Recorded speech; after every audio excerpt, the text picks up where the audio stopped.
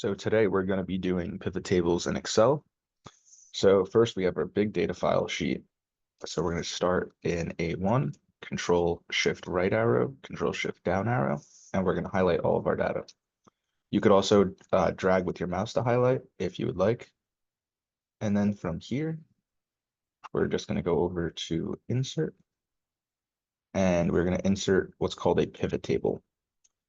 Now we'll see here once we press from table/range, because we already have our table range highlighted, you'll see our table's name table 1, it's indicating table 1.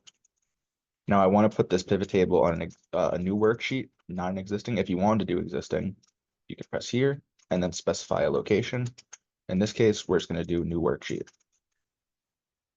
Once I press OK, we'll then have this blank pivot table with pivot fields, and now we'll begin building the pivot table. So we can see the pivot table analyze tab is quite similar to the table tab. You can change the name here. We could insert slicers here. We could change where our data source is here, and we could clear actions in the pivot table here. And we also have recommended pivot tables as well. And you may also be able to see that on the right, we have all of these inputs that come straight from our data file. So each column here is labeled as a pivot field. Now, the pivot fields that we're going to be using today are gender, product line, quantity, cost of goods sold, and gross profit. Now, just off of pressing those, we could see it displayed right here. What you could also do is just drag and drop if that's what you prefer. I believe clicking inside of the cells is a little bit quicker, but to each their own. Now, the next step here is to make sure we can change these values here. So say we want to change our gross profit to dollar values. All we have to do is go to this little drop down, and then here we have number format. And we could change it just right here to currency.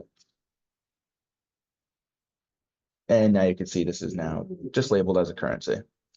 We could have also did the same thing as I'll do here if we were to just highlight, come here, and change it to currency. Enter. And one of the last things I want to show with functionality is the order in which you display your rows, values, etc. does matter. Now you can see here that the hierarchy goes off of gender and then the different product lines. If we wanted to make product line at the top of the hierarchy, you would then have each product broken out by gender right below. And we can see there are two different sets of insights you get from this just by this one simple change. But that is part of the power of pivot tables and what makes them so useful. Now, the last thing we'll cover is getting our self slicers. Now, if we wanted to simply just see what the female data was, we would still be left with male. To fix this issue, we could add what's called a slicer. Now for slicer, we're going to go to the pivot table analyze, and then right here under insert slicer, as we covered earlier, we're going to do gender and product line. So now I'm just going to move these over here. So we could see that if we just wanted male, we could press male here, and this will only display us the male data. Now, if we only wanted, say, male home and beauty and home lifestyle, just one at a time.